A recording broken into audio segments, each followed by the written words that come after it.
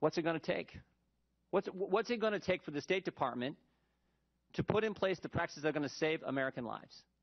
They didn't listen to the guys on the ground, the pros who know what they're doing in a situation that anyone looks at and says, wow, we need more Americans there to help. They didn't listen to the guys on the ground and put their lives on the line. They didn't follow their own standards that were developed in 1983 after the Beirut embassy bombing. They didn't follow the waiver process to deviate from those standards. And now they're not following the best practices panel's #1 recommendation. What's it going to take?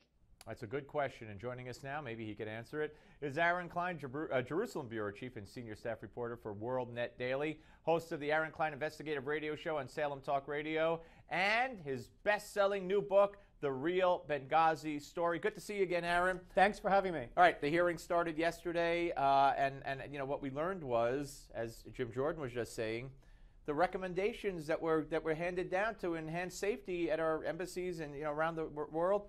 Nothing's been done. Yeah, actually, not only has nothing been done, I personally went through every minute of the testimony.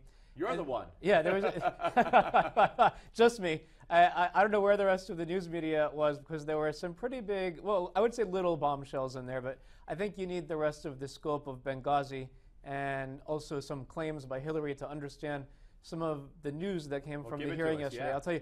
First of all, yesterday, one of the lawmakers questioned an expert, and it came out that that thing in Benghazi, I keep calling it a thing because we don't know what it was. They call it a U.S. special mission. Well, never, he said, did he ever find in the history of the United States, they did a LexisNexis search and others, couldn't find any reference to a classification like a U.S. special mission. So there was actually a very strong charge made yesterday that Hillary's people, including her top deputy, Patrick Kennedy, made up the term, actually, so that they wouldn't have to abide by any of the State Department requirements for security at that special mission, which begs the obvious question that really needs to be asked: what in the world was going on in that facility?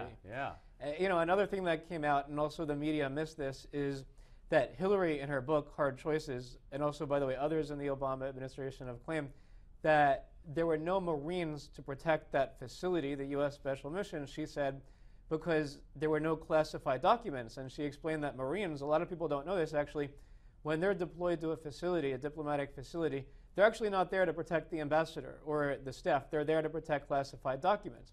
But it actually came out yesterday that legally, Marines can't be deployed to a temporary facility. So no matter what, Hillary was wrong. It wasn't about classified documents. It was about her decision and her people's decision to turn that into a temporary mission. So actually, Marines never could have been deployed.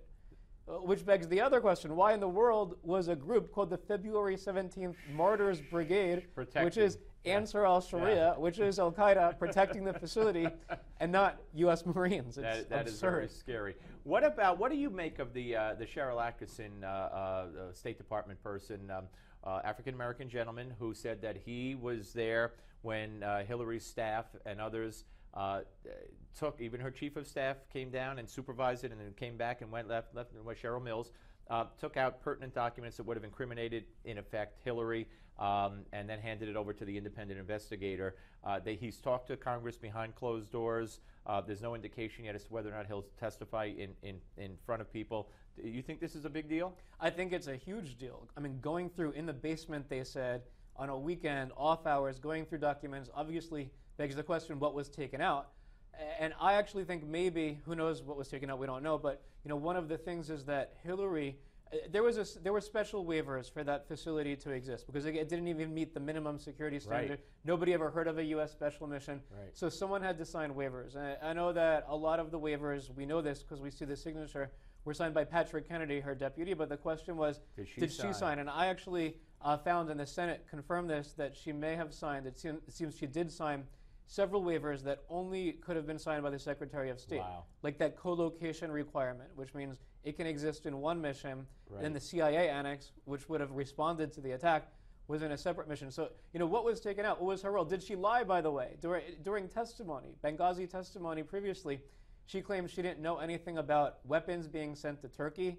I don't know about that because it seems to me that it was one of her plans. She was one of the architects of the plan. Let me throw you a curve here. Sure. How long is Turkey going to stay in NATO? We only have about a minute left, but what on earth? if they were valuable for one thing after their political change and anti-Israel, anti-American, it would be strategic location. Now they won't even let us use their bases for what's going on in Iraq and Syria. Yeah, it doesn't make any sense. On the one hand, Obama loves Turkey, which has been gone toward the Islamists, although they have a great history. Surprise. And then on the other hand, we have Egypt that really should be our greatest ally. The Egyptian military loves the United States, pro-Western.